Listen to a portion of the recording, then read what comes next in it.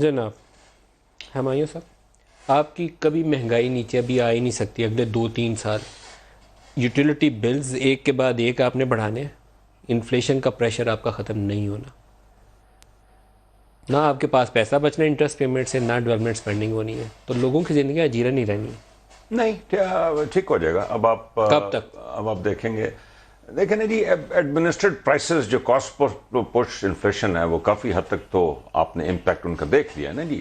جو بجلی کے بل بڑھنے تھے، جو گیس کے بل بڑھنے تھے، جو سیلز ٹیکس بڑھا ہے، جو ود ہولڈنگ ٹیکسز بڑھے ہیں، جو نئے میجرز آئے ہیں، یہ تو ایڈمنسٹرڈ ہے نا جی. اس کا ایک کاسٹ پش وڈرا کرنی وہ بھی اور آنی ہے. میرے خیال ہے کہ آپ کافی جلدی پرائم منسٹر کی بڑی توجہ ہے کہ جو ڈسکاؤنٹ ریٹ ہے وہ ہم ایکسپیکٹ کر رہے ہیں کہ اب کچھ کم ہوگا، کیونکہ انفلیشن آئی ایم ایف نے بھی آپ کو پتا ہے اپنا ایسٹیمیٹ کم کیا ہے سی پی آئی کا.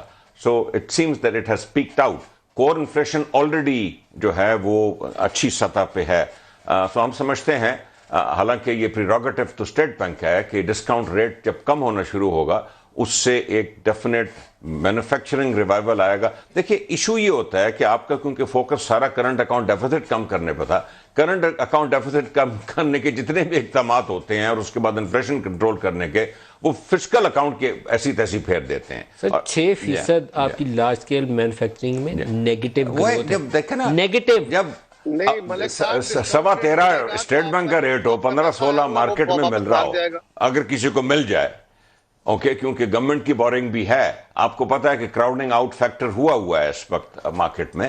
تو obviously مینوفیکچرنگ تو نیچے آئے گی، مینوفیکچرنگ تو پھر مائنس، اور جب مینوفیکچرنگ نیچے آئے گی اور جب 80% آپ کا ریونیو ایف پی آر کا مینوفیکچرنگ سے آنا ہے تو ایف پی آر کا ریونیو تو کٹنا ہے. پھر سر آپ نے تو لگائی ہوئی ہے موج پیسے والے لوگوں کی، 13.25% پہ وہ لاتے ہیں یہاں سے ٹی بلز میں انویسٹ کرتے ہیں، وہ پتہ نہیں کو بار ہوں گے لیکن پیسہ کماتے ہیں، لے جاتے ہیں. عیاشی $2 ارب آیا سر، موج لگی ہوئی ہے. پاکستان کے اندر تو پیسہ جو ہم دیں گے ہمیں پتہ چلے گا. انڈسٹریلسٹ کی کوئی موج نہیں ہے.